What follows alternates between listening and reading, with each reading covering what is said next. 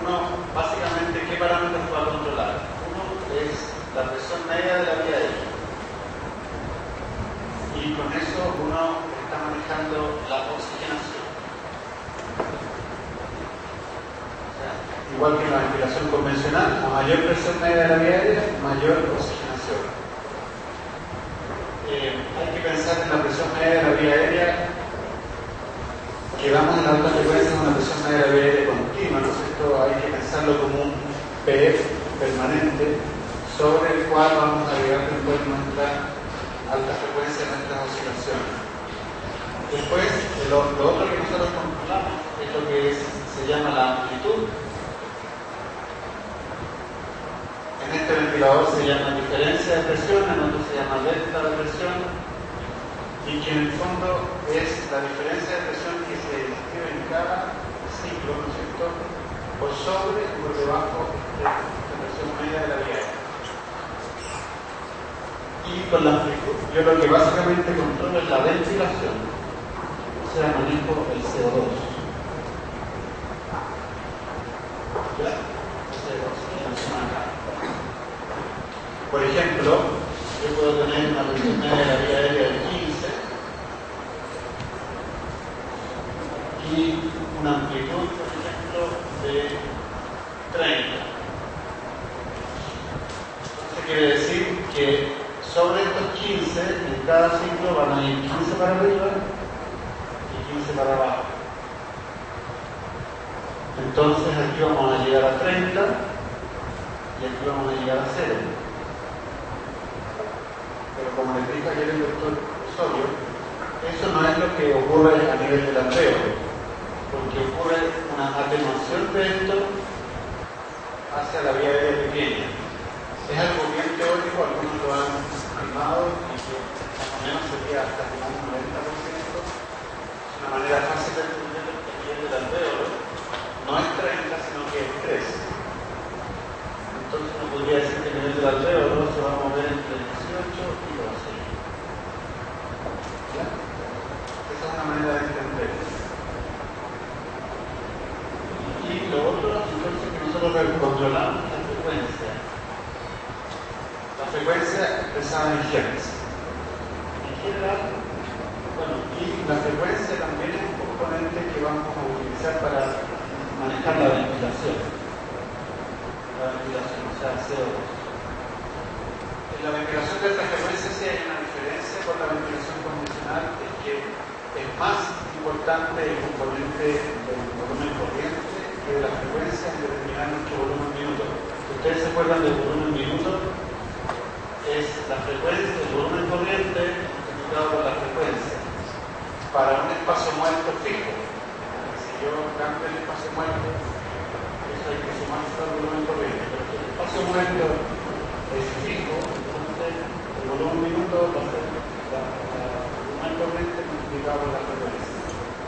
Se ha estimado que a diferencia de lo que pasa en la ventilación convencional, en la ventilación de alta frecuencia uno lo puede expresar al cuadrado. Por lo tanto, es más importante el componente del volumen. Es más importante la amplitud que la frecuencia para manejar la CO2 en la ventilador de alta frecuencia. Lo que sí es que hay que tener presente que también eso lo mostró el doctor ayer, que la frecuencia va en un sentido un poco inverso a lo que uno está acostumbrado a hacer en la ventilación convencional. Cuando yo aumento mucho la frecuencia, para la redundancia, en alta frecuencia, mi CO2 va a subir. Esto es la ventilación convencional, donde ustedes aumentan la frecuencia de 30 a 50, esperan que se barra más CO2. Y al revés, si yo aumento la frecuencia de 10 a 15 Hz, pero que lo tenga más CO2, voy a empezar a mover menos volumen cada vez. La frecuencia es muy rápida, voy a mover el volumen. Pero en general uno la frecuencia la deja fija, uno selecciona una frecuencia y no la mueve mucho durante el proceso de la ventilación. Lo que más uno modifica es la presión media de la vía aérea y la amplitud. Hay que tener presente que con la ventilación de alta frecuencia se puede muy fácilmente hiperventilar al paciente. Y eso ocurre con algunos ventiladores de forma muy fácil. El clásico ejemplo es el de los oscilador, el sensor medio, que uno muy rápidamente puede hiperventilar al paciente con los riesgos que eso conlleva. Recuerden, especialmente el niño más prematuro, tener valores muy bajos de CO2 es riesgoso porque está relacionado con la cerebroventricular. Así que uno tiene que controlar muy bien la CO2 de los pacientes que tienen alta frecuencia. No hay recetas, pero la tendencia es utilizar frecuencias más altas en los pacientes más pequeños, justamente para prevenir elevar mucho CO2. Así que en general en los niños, yo diría de menos de 2 kilos, menos de 1,5 kg, uno ocupa frecuencias más bien altas de 12 Hz. Y en pacientes más grandes, más de 2 kilos, más de 2 a 3 kilos, uno ocupa 8 a 10 Hz. Y los más pequeños entonces 10 a 12 Hz. Pero eso también depende de cada ventilador y depende del paciente, depende del pulmón de cada paciente, si eso es suficiente o no. Pero para partir, uno siempre parte alrededor de los 10 Hz. Y esos son los controles, son solo 3 cosas. Bueno, obviamente también la CO2, la FIO, como se dice. Uno controla igual que en el ventilador convencional, y eso obviamente va a ser uso determinante de la oxigenación. Así que en resumen, en ventilación de alta frecuencia, para controlar la oxigenación, utilizamos la presión media de la vía aérea y la FIO2, y para controlar nuestra ventilación utilizamos la amplitud o delta de presión y la frecuencia del ventilador, pero sobre todo la amplitud. ¿Quedó claro eso? Eso es como lo más importante de eso. Un par de cosas antes de que veamos el modelo del pulmón de conejo, es que yo creo que hay algunas cosas que pueden malentenderse sobre la ventilación de alta frecuencia. Primero, la ventilación de alta frecuencia puede ser igual de dañina para el pulmón del recién nacido que la ventilación convencional. Esto lo digo porque puede estar el concepto de que normalmente hemos aprendido que la ventilación de alta frecuencia utiliza volúmenes corrientes más bajos, que son pequeñitos, que es una indicación para el paciente que ya tiene un escape aéreo, por ejemplo. Uno pensaría que es prácticamente inocuo. No. La ventilación de alta frecuencia puede producir también trauma igual que la otra ventilación, así que uno siempre está tratando de hacer un winning en el paciente que está en alta frecuencia. Siempre yo quiero manejar con los parámetros más bajos que se puedan.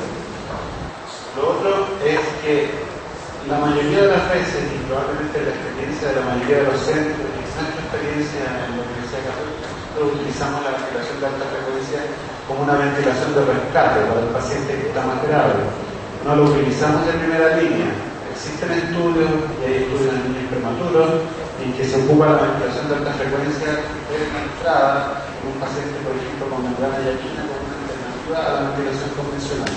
Y es válido y se puede hacer así. Nosotros en general lo utilizamos como rescate, que es lo que uno ve en la mayoría de los centros.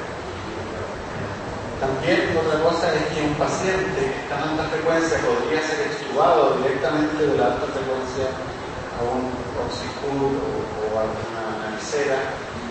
En la mayoría de los centros también ocurre que como el paciente que se puso en alta frecuencia es el paciente más grave y además uno no tiene muchos ventiladores de alta frecuencia, cuando ya el paciente llega a parámetros relativamente bajos de alta frecuencia, esos son concentraciones de 10 centímetros de agua, amplitudes de menos de